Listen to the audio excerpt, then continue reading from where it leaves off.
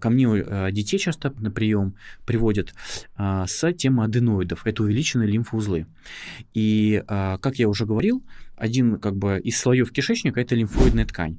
Соответственно, если вот это воспаление в кишечнике и гнилостные процессы постоянные, это вызывает интоксикацию лимфатической системы, и у человека появляются у ребенка аденоиды, которые что обычно хотят удалить.